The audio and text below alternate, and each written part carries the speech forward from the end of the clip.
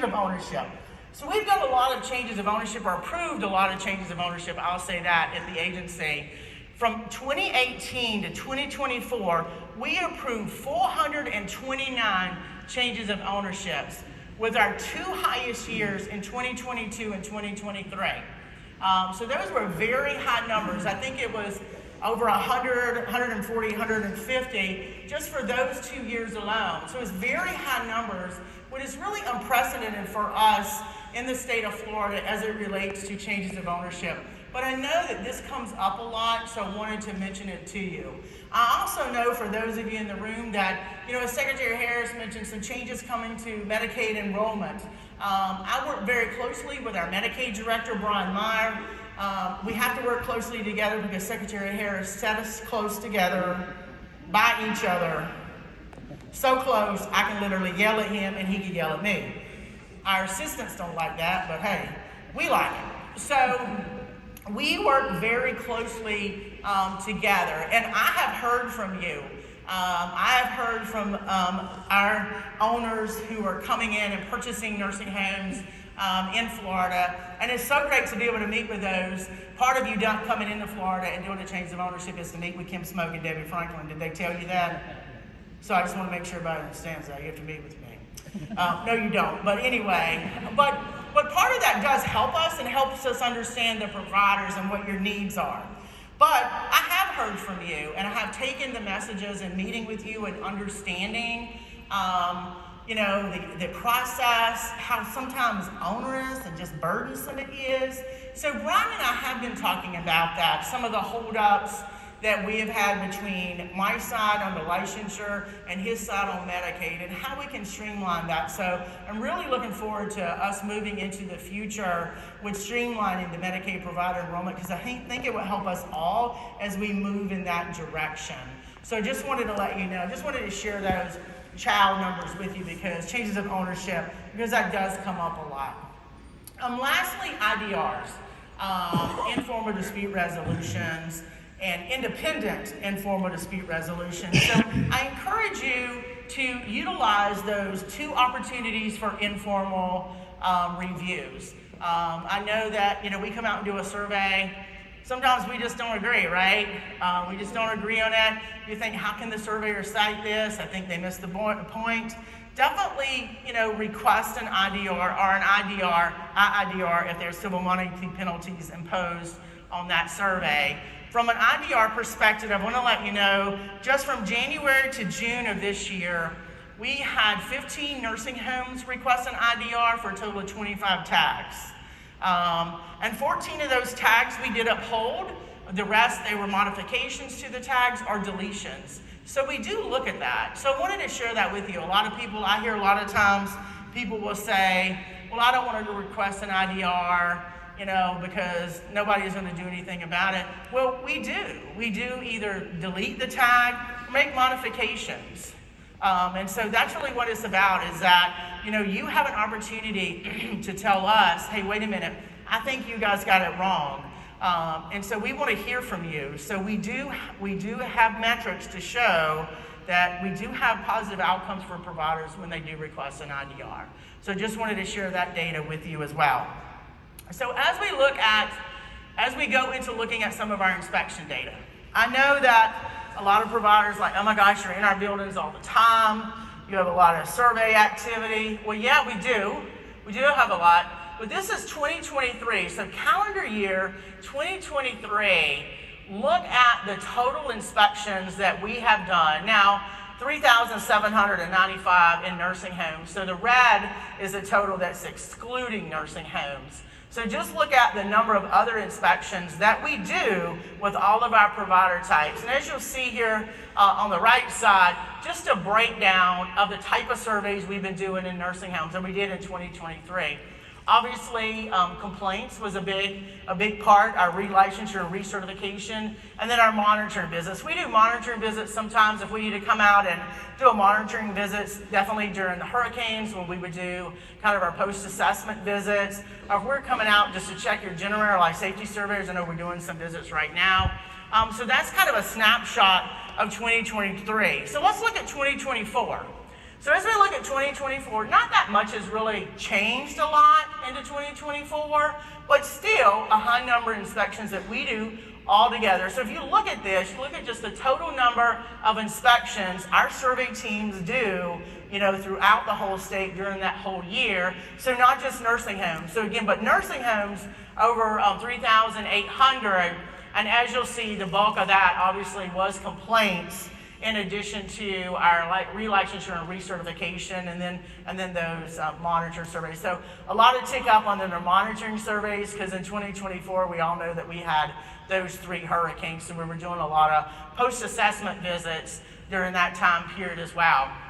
But just a lot of inspections, a lot of being in your buildings a lot as well. So I know people don't like that, but we are, in and out of your buildings a lot. But as you can see here, compared to our other provider types, we do have a high number of inspections in our other provider types. So far, in 2025, this is the number of 2025 so far.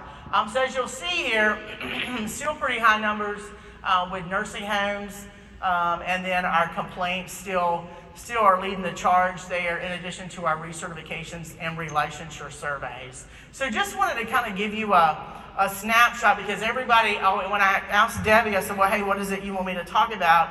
Debbie said, sometimes you guys want to see some data, want to see how you compare to the other provider types that we regulate.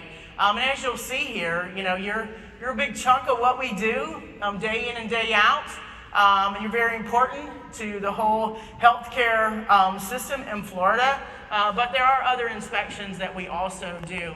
And it does look like a lot of what we do in nursing homes, as it is in other provider types, really a lot of complaint-driven work. And I hear that a lot, that, you're in there a lot on complaints. Well, yeah, but what was really great to hear, Secretary Harris mentioned, a lot of you are working on those concierge services. And that you have seen your own selves in your facilities, some of your grievances that have been filed with your families or residents has also gone down.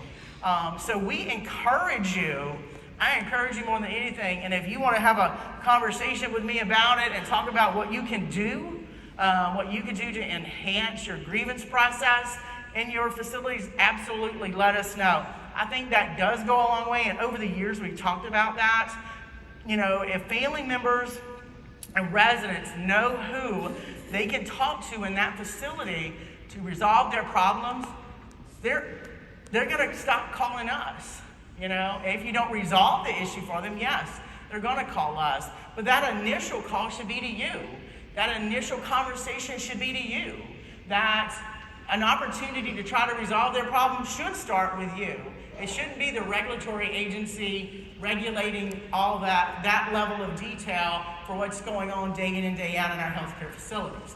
So we have seen, as you see here, the numbers of complaints. And I have read some of the articles, and I've had conversations with my counterparts around the country that a lot of times what we feel is happening is a little bit of a shift like we have in hospitals. Hospitals is 100% complaint-driven, our regulatory oversight, is that we do see a lot of complaints in nursing homes. And while I hope it doesn't happen, I hope the complaint numbers do go down, it does look like a lot of what we do is really focus more and more on complaints. And we do a lot of complaints every time we go in to do, whether it's a recertification survey, a revisit, we do typically carry in a complaint with us.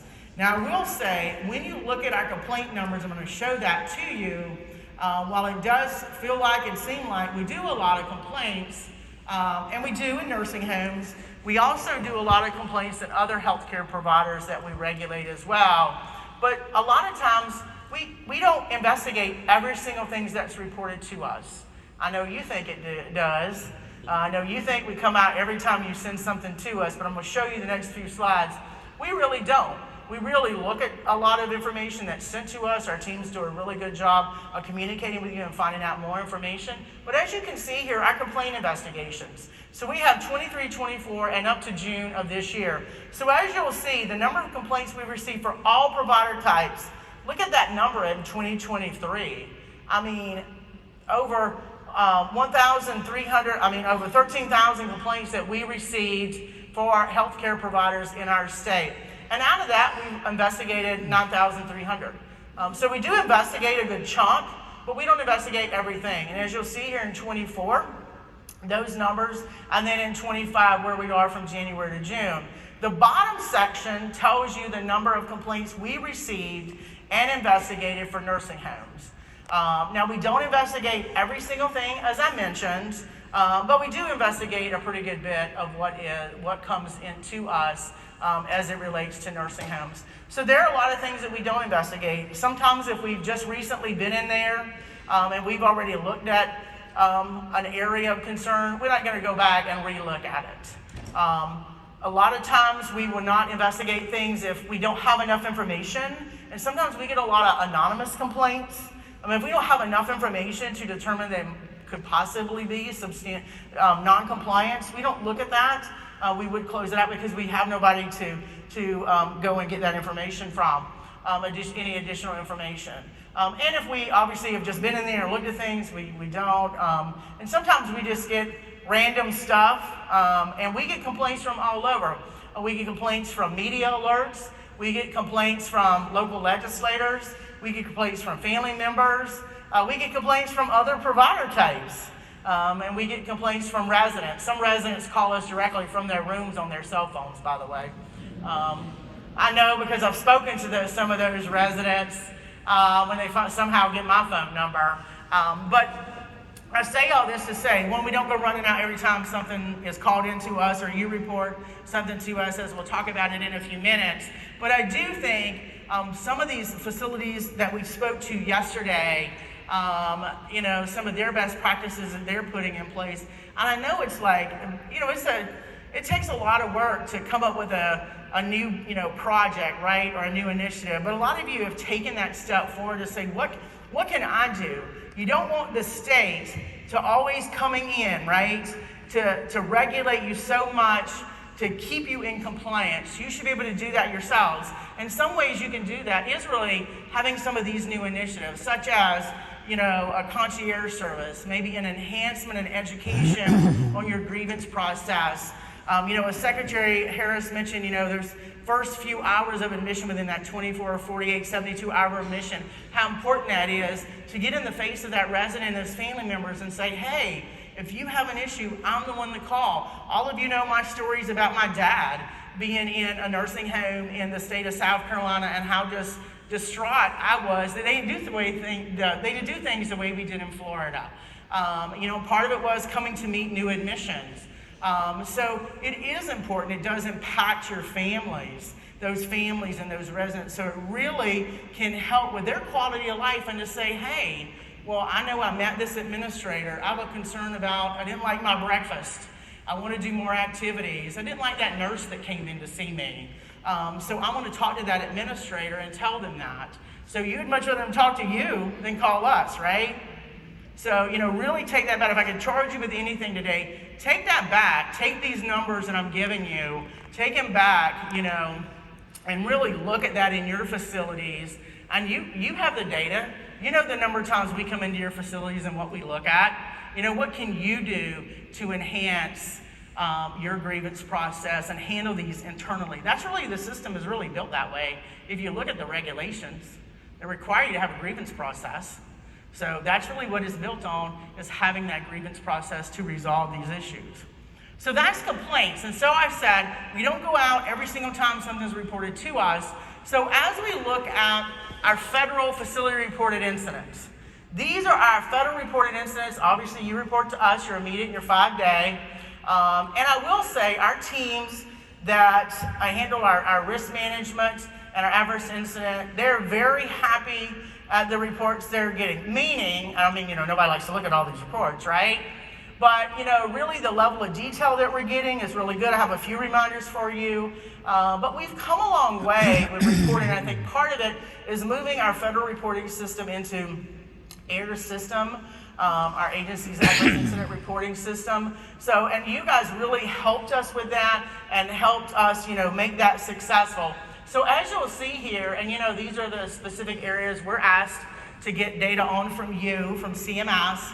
So as you can see here, the numbers that are reported to us, obviously neglect still is number high in addition to physical abuse, but these are things that are reported to us. So as you'll see, the total number, and you can select multiple allegations within one report, as you know, through your facility reported incidents.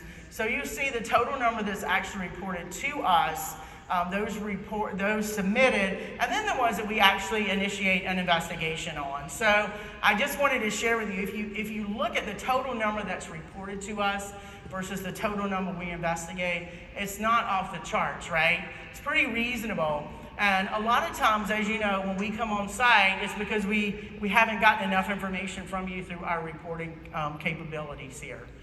So that's the federal report, so our immediate and 5-day federal reports as well. So this is our state adverse incidents, and I know it can get a little confusing. So you have your immediate and 5-day on the federal side, and then you have your 15-day on the state side. So here's your 15-day report, what is reported to us, and then again, what we actually go on site to investigate. Again, that fracture dislocation is still pretty high. Transfer, that's always high. Law enforcement, and everybody's favorite, elopement. I'm going to talk about elopement as we look at a little bit of immediate jeopardy data.